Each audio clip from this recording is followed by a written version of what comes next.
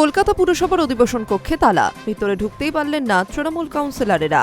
পুরসভার চেয়ারপারসন তৃণমূল সাংসদ মালা রায় তিনি বাধ্য হয়ে অধিবেশন কক্ষের বাইরে সভা বসালেন, থাকলেন মেয়র ফিরহাদ হাকিমও।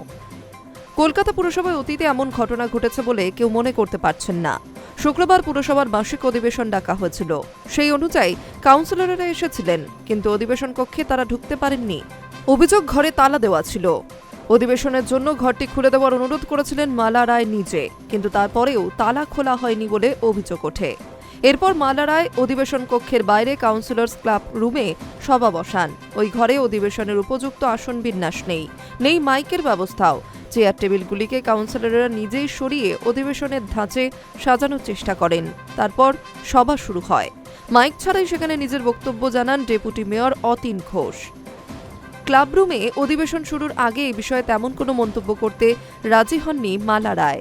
সাংবাদিকদের প্রশ্নে সংক্ষিপ্ত উত্তর দেন, বলেন, আমি তালা খুলে দেওয়ার কথা বলে পাঠিয়েছিলাম, অধিবেশন করব। আমরা প্রত্যেকে এখানে নির্বাচিত জনপ্রতিনিধি, কিন্তু এখনও সেই তালা খোলা হয়নি, তাই আমরা এখানে অধিবেশন করার সিদ্ধান্ত নিয়েছি। বাকি কথা পরে জানাবো। ফিরহাদ হাকিমও অধিবেশন শুরুর আগে কোনো মন্তব্য করতে নারাজ।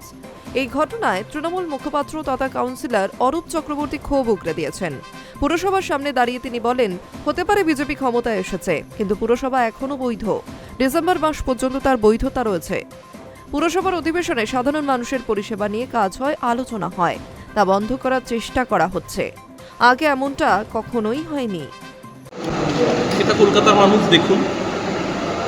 দিনের শেষে পুরো পরিষেবা এমন একটা বিষয় যেটা ডেইলি অ্যাক্টিভিটিস, সেটা যদি হ্যাম্পার্ড হয় তাহলে তার প্রভাব কিন্তু ভালো পড়ে। আজকে ধরুন হাওড়ার মুখে যে রেজাল্ট আমাদের দলের খারাপ হয়েছে, তার পিছনে তো দীর্ঘদিন ধরে একটা বার্তা ছিলই যে পুরো পরিষেবাটা নির্বাচন না হওয়ার জন্য সেখানে ঘাটতি রয়েছে।